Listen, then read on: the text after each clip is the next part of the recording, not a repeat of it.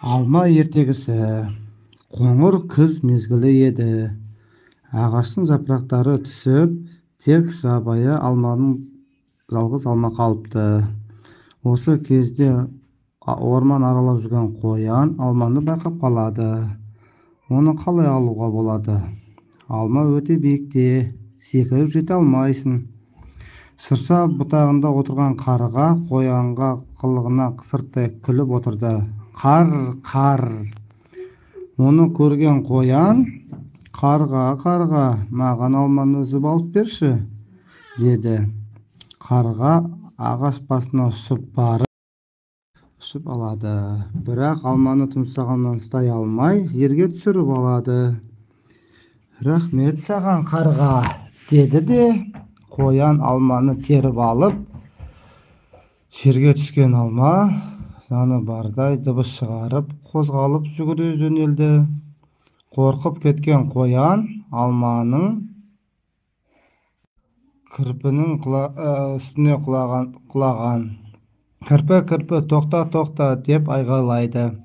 Менің алмамды қайда алып бара жатырсың? Кірпі кідірместен, бұл менің алмам, бұл төбеден құлады. Ал мен болсам оны ұстап алдым. Орман айғайдан у-шу болып кетеді. Сол кезде Қорбанбай аю келіп қалады.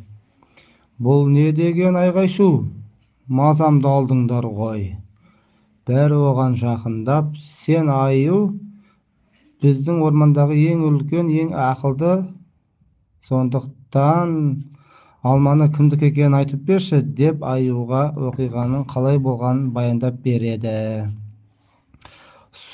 Аю сәл ойланып тұрады да, алманы кім тапты? Мен, деді қоян. Ал алманы кім үзіп алды? Мен, деп етті қарқ етіп қарға. Жақсы, кім оны ұстап алды? Мен ұстап алдым, деді кірпі. Мінекей, бәрің де дұрыс айтасыңдар, өйткені әрқайсыларың алманы алу үшін еңбектендіңдер. Алма бәріндікі. Мұнда бір алма ғой, деді кірпі. Бұл алманы теңдей бөліңдер. Әрқайсысының бір бөліктен алыңдар, деді аю. Бұны естіп, бәрі қуанып кетті.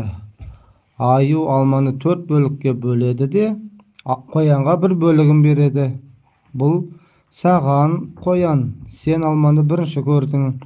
Екінші бөлігін қарғаға береді. Сен алманы үзіп алдың. Үшінші бөлігін кірпі алады. Бұл маған, өйткені мен алманы ұстап алған мен.